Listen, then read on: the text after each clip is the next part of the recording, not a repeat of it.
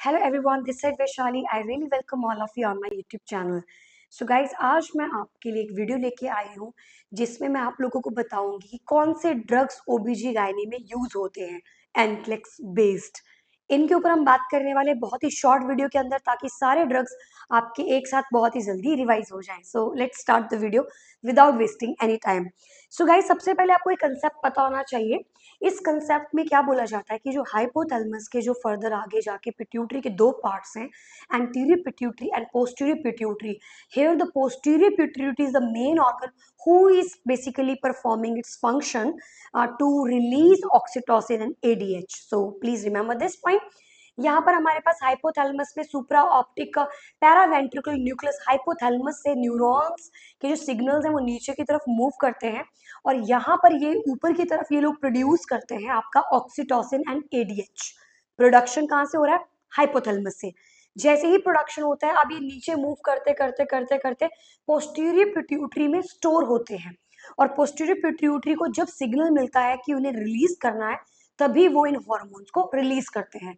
So the storing part is particularly your posterior pituitary.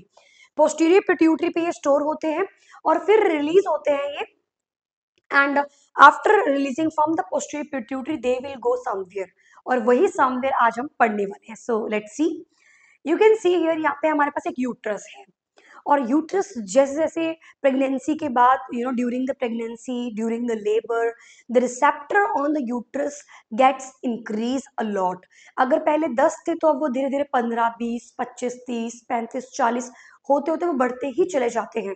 और guys, ये जो particularly जो रिसेप्टर है ये आपके ऑक्सीटोसिन के रिसेप्टर्स हैं। मैं नेचुरल प्रोसेस की बात कर रही हूँ कि नेचुरली ऑक्सीटोसिन के जो रिसेप्टर्स हैं आपके यूट्रस पे वो बढ़ते ही चले जाते हैं, इंक्रीज करते चले जाते हैं और uterus gain a lot of oxytocin receptors. slowly they will gain a lot of receptors in myometrium. Okay, and what is myometrium here guys? The muscular layer of your uterus, myometrium. Okay, and everyone know that, हर किसी को पता है। इसी के अंदर हमारे पास एक और लेयर आती है, जो लेयर पर्टिकुलरली हमारी डेसिडुआ फंक्शनैलिस होती है और उसके ऊपर डेसिडुआ बेसालिस। तो जो डेसिडुआ फंक्शनैलिस होती है वो हमारी अंदर की लेयर होती है, जो कि प्लेसेंटा जिससे अटैच्ड है और प्रेगनेंसी में वही पार्टिसिपेट कर रही है। और जो डेसिडुआ हमारी बाहर वाली बेसालिस होती है वो हमारी डिलीवरी में, प्रेगनेंसी में कोई रोल प्ले नहीं करती है, but it is a part of the innermost layer of your uterus. But here we are talking about the muscular layer of your uterus, that is the myometrium. So guys, now what will happen? The cell membrane changes, phospholipid enzymes activated. Now what does it mean?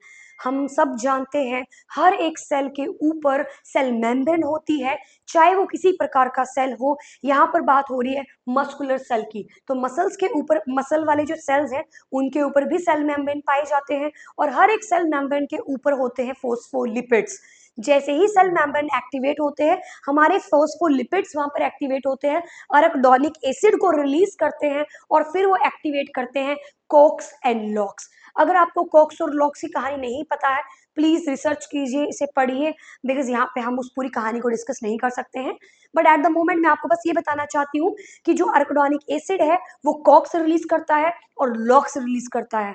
ये जो locks होता है ये particularly ल्यूकोट्राइनेज आपके Bronco को constriction में लेकर जाता है और उसी तरफ जो कोक्स होता है वो प्रोस्टाग्लैंडिन को रिलीज करता है। तो यहाँ पर आप देख सकते हैं किस प्रकार से फोस्फोलाइपेज एंजाइम एक्टिवेट होने पर आपके जो प्रोटीन काइनेज है वो एक्टिवेट हो रहे हैं, कैल्शियम रिलीज हो रहा है ताकि इन मसल्स को कॉन्ट्रैक्ट किया जाए। So one role of your oxytocin is to contract the muscles of the uterus. Similarly अगर मैं बात करूं कि नेचुरली ना कोई लेडी ऑक्सीटोसिन को रिलीज नहीं कर पा रही है या फिर वो सफिशिएंट नहीं है, अब क्या किया जाए? So guys, we have also artificial oxytocin named as synthetic oxytocin, pitocin, cytocin, जिन्हें हम स्टोर करते हैं 2 से 8 डिग्री सेल्सियस। ऑक्सीटोसिन का टी हाफ होता है लगभग 3 से 4 मिनट, और आप डायग्राम में देख ही सकते हैं। इंडिकेशंस की बात करूं, the main thing uterine contraction, because oxytocin particularly हमारे जो मायोमेट्रियम के ऊपर रिसेप्टर्स हैं उनके ऊपर काम करने वाला है, इसीलिए ये स्टिमुलेट कर रहा है आपके यूट्राइन की कॉन्ट्रैक्शंस को। एगमेंटेशन गाइस, एगमेंटेशन का मतलब क्या होता है? अगर मैं आपको एक धक्का दूं तो आप थोड़ा डिस्टेंस कवर करोगे, लेकिन अगर आपको मैं बहुत ज्यादा पुश करूं तो आप काफी स्पीड से चलोगे। तो एक जो स्टार्टिंग का जो धक्का है वो तो आप खुद ही लगाओगे, उसके आगे स्पीड मेंटेन करने को बोला जाता है एगमेंटेशन। अगर आप चल ही नहीं रहे हो तो कोई फायदा ही नहीं है, इसीलिए लेबर इनिशिएट होनी जरूरी होती है। उस लेबर को इनिशिएट करने के लिए हम ऑक्सीटोसिन की बात नहीं कर रहे हैं यहाँ पे, हम बात कर रहे हैं उसको एगमेंट करने के लिए, उसको और स्पीड में लाने के लिए। So augmentation, uterine contractions, induction of the labor. Sometimes we can also use to induce the labor. Active management of third stage of labour, third stage of labour में भी कई बार ऑक्सीटोसिन का इस्तेमाल किया जाता है। और पीपीएच अगर वो ए टॉनिक है तो इस केस में भी हम इसे यूज करते हैं। पोस्टपार्टम हेमरेज और टॉनिक अगर टाइप का है तो हम इसे यूज करते हैं। आईवी इन्फ्यूजन दिया जाता है और to stop the bleeding following evacuation of the uterus. अब बात आती है भाई यूज कैसे कर रहे हैं, इस ऑक्सीटोसिन को कैसे यूज किया जाता है। सो गाइज आप देख सकते हैं अगर लो डोज में आप दे रहे हो, okay, if you are giving low dose और हाई डोज, लो डोज में 2 मिली यूनिट पर मिनट के हिसाब से हर 15 मिनट में आप धीरे धीरे डोज को बढ़ा सकते हैं। और अगर हाई डोज देने तो आपकी शुरुआत ही 4 यूनिट से होगी और फिर धीरे धीरे आप हर 15 मिनट पे इसको डबल ट्रिपल करके बढ़ा सकते हैं। इसकी जो मैक्सिमम डोज गाइज वो जाती है 36 मिली इंटरनेशनल यूनिट्स पर मिनट। इससे ऊपर जाना बहुत रिस्की होता है। अब वो रिस्क क्या है? पहला रिस्क है uterine tachysystole, uterine rupture, water intoxification. And water intoxification is a very very very important concept. ये कंसेप्ट निकल के आता है आपके एडीएच। मैंने क्लास के स्टार्टिंग में बोला था कि ऑक्सीटोसिन के साथ साथ हमारा एडीएच हार्मोन है जो कि हमारा हाइपोथैलेमस रिलीज कर रहा है, पोस्टीरियर पिट्यूटरी में स्टोर हो रहा है। अब ये आप जितना ज्यादा सिग्नल ऑक्सीटोसिन को दोगे कहीं ना कहीं वो सिग्नल आपके एडीएच को भी इंस्टिगेट करेगा और एडीएच भी रिलीज होगा। जब बहुत ही ज्यादा मात्रा में ऑक्सीटोसिन दिया जाता है बॉडी के अंदर, एडीएच का लेवल भी बढ़ता है और वो अपना काम भी करता है। एडीएच जब अपना काम करेगा तो वो उसका काम क्या रहता है? उसका काम रहता है बॉडी में फ्लूइड को बढ़ाना, यूरिन आउटपुट कम करना, स्वेटिंग से कम करना, शरीर के अंदर पानी की मात्रा को बढ़ाना।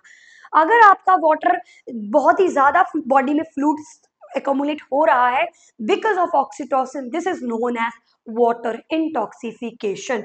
वैसोप्रेसिन पोस्टीरियर पिट्यूटरी से रिलीज होता है विद ऑक्सीटोसिन जो कि एक एंटीडायरेटिक हार्मोन है, like property water retention in the body, swelling, cerebral oedema and electrolyte imbalances will takes place. इसीलिए जब भी आप किसी एनएसआरएल के साथ या फिर डेक्सट्रोज वगैरह के साथ दे रहे हो आपको बहुत सतर्क रहना पड़ेगा because they going to increase your fluid levels in the body. Methergine guys दूसरी ड्रग जो हमारे पास आती है वो मिथर्जन आती है। इसमें मैं आपको एक ही बात बताना चाहते हैं कि मिथर्जन इज मिथर्गोमेट्रिन और ये इसका जो बेसिकली डिफरेंस आता है, so guys just give me second, इसका जो बेसिकली डिफरेंस आता है that is particularly you can see here it basically going to increase the contractions और वो कॉन्ट्रैक्शन की जो मात्रा होती है वो बहुत ही ज्यादा होती है। टिटैनिक वर्ड आप देख पा रहे हैं स्क्रीन पे। इस टिटैनिक का मतलब क्या है गाइस? टिटैनिक का मतलब होता है अनलिमिटेड कॉन्ट्रैक्शंस, बहुत ही सीवियर तरीके से कॉन्ट्रैक्शंस जो है हम उन्हें टिटैनिक कॉन्ट्रैक्शंस बोलते हैं। So please guys have a look methergometrine, okay. Methergometrine मतलब act directly on the myometrium, direct. Oxytocin तो रिसेप्टर्स पे काम कर रहा था फिर फर्दर फंक्शनिंग हो रही थी, बट यहाँ पे आपका जो मिथर्जन है, जो मिथर्गो और मेट्रिन है, ये तो डायरेक्टली काम कर रहा है आपके मायोमेट्रिन पे, टिटैनिक कॉन्ट्रैक्शंस लेकर आ रहा है। No relaxation, it force uterus very vigorously, very vigorously. इसका मतलब है काफी सीवियरली काम करता है, कंट्रोल करता है ब्लीडिंग को। इसका जो आईवी रूट का जो फंक्शन है वो 90 सेकंड में होता है, आईएम 7 मिनट के लिए काम करता है और जो डोज है वो 0.2, but it's not our work, it's work of doctor. So whatever the prescription of the doctor as per him we are going to give to the patient. Side effects की बात करें, hypertension with preeclampsia, concomitant use of protease inhibitor in ART for HIV. तो guys इनके कुछ side effects होते हैं, इसीलिए sudden severe hypertension जो है वो टेक्स प्लेस हो सकती है। Okay, so sudden severe hypertension मरीज को हो सकती है बिकॉज ऑफ वैसो कंस्ट्रिक्शन। तो आपको थोड़ा ध्यान रखना है यहाँ पे कि कब आपको जो है वो इसे देना है, थोड़ा ध्यान में रखनी चीजों को।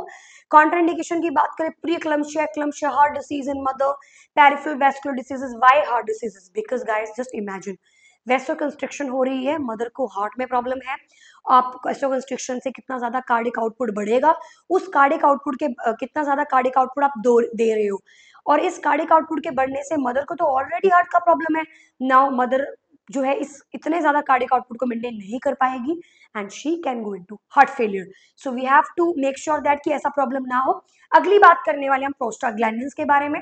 सो guys we have PG number 1 natural prostaglandin, तो आपको पता ही है, मैंने ऑलरेडी अभी कंसेप्ट बताया कि सेल्स के ऊपर फोस्फोलिपिड मेम्ब्रेन्स होते हैं, ये रिलीज करते हैं रेगुडोनिक एसिड को, और फर्दर कोक्स और लॉक्स रिलीज होता है, कोक्स प्रोस्टाग्लैंडिन को रिलीज करता है और लॉक्स ल्यूकोट्राइनेज को रिलीज करता है। यहाँ पर जो प्रोस्टाग्लैंडिन्स गाइस ये बहुत इंपॉर्टेंट है, नेचुरल प्रोस्टाग्लैंडिन्स की मैं बात ना कर सीधे आर्टिफिशियल प्रोस्टाग्लैंडिन्स पे आ रही हूँ, PGF2 अल्फा, इसका दूसरा नाम है कार्बीप्रोस्ट। और अगर मैं इसके नेचुरल की बात करूं तो PGF2 अल्फा आपका करता है contraction, full stop, PGF2 alpha contractions, artificially we call it carboprost, okay, हीमाटोस भी बोल सकते हैं, Hemabate sorry, and carboprost, same काम मैंने बता दिया, this is the injection. Side effects आप पढ़ सकते हैं, diarrhoea, vasoconstriction, tachycardia, and contraindicated in asthmatic. Next we have PGE2. So we have PGF2 alpha, which is also known as carbiprost. We have PGE2, which is also known as dinoprostone. और ये cervix की ripening का काम करते हैं naturally भी, और synthetic जब आप दोगे तो वो भी यही काम करने वाले हैं। सो ये जो हिस्सा होता है ये इंटरनल ओस में जाता है, प्रीफिल्ड सिरिंजेस होती है, and then after we have cautions लेने होते हैं, थोड़ा सा ध्यान रखना होता है रप्चर वगैरह ना हो जाए। Then after we have PGE1, so we have PGF2 alpha, PGE2, that is your dinoprostone, and above PGF2 alpha your carbiprostone, okay, carbibose sorry, and PGE1 is basically your mesoprostol, okay। mesoprostol tablet जो है वो same काम करती है जैसे आपके oxytocin कर रहे थे, लेबर को इंड्यूस करना एंड कॉन्ट्रैक्शंस करवाना, यही सेम वर्क होता है इनका, बट स्टिल आपको पता होना चाहिए कि PGE2 का क्या नाम है, PGF2 का क्या नाम है, F2 अल्फा का, PGE1 का क्या नाम है। And guys lastly we have drugs in obstetrics जो इस्तेमाल की जाती हैं, folic acid, iron, calcium and anti hypertensive drugs. Folic acids की बात करें तो ये आपके जो न्यूक्लिक एसिड, न्यूक्लिक मटेरियल होता है एक सेल के अंदर, न्यूक्लियस के अंदर, उसको मेंटेन करने का काम करती है ताकि बच्चे में किसी प्रकार के न्यूरल ट्यूब इफेक्ट्स ना आए। Then after we have iron, which is also a ferrous furanate. These drugs are basically going to help you to increase the HB level in the mother and also help to for the baby. But make sure अगर किसी भी person जो iron की tablets खा रहा है और उसको black stool जो है वो आ रहा है, that is normal, natural, no need to worry about this, and dosage are in front of you. Nursing consideration, don't take medications with milk, okay, and caution patient to crush the tab, उसको बोलना कि भाई दवाई को crush नहीं करना है। Next we have calcium tablets, okay, the contraindication, cancer patient, hypercalcemia, renal calculi, and the nursing considerations are important one here. Advise the patient to take oral calcium 1 to 2 hours after the meal. Same iron, empty stomach means 1 hour before the meal or 1.5 hours after the meal. Same in your calcium patient. Next, antihypertensive drugs, guys, alpha beta blockers, calcium channel blockers, alpha blockers, and vasodilators. And don't give these drugs in a pregnant lady. AC inhibitors, minoxidil, sodium nitroprusside, ditalzin, atoninol, and your propanol. These drugs are contraindicated in pregnancy. Please make sure you are aware of it. You can give labetalol in hypertension crisis, and you can also give nifedipine in hypertension crisis, and you can also give, okay, methyl dopa. But make sure if the lady is lactating, ask her to not take methyl dopa. That is an important consideration here. Okay, nursing consideration, monitor the patient BP, pulse and everything, and take medication after the food to increase the absorption. And the last question in front of you, diuretics. Diuretics are used in the following condition: pregnancy, select all that apply. So guys ये question का answer आपने मुझे comment box में लिखना है कि किन चीजों के अंदर जो है वो डायरेटिक्स का इस्तेमाल किया जाता है। आई होप ये वीडियो काफी बेनिफिशियल रही होगी आपके लिए। यही कुछ ड्रग्स हैं जो आपको पढ़नी होती है, रिवाइज करते रहना होता है ताकि आप इन्हें भूले ना और जो इनके की कंसेप्ट है वो आपके दिमाग में रहे। Thank you so much and bye bye and see you in the next video.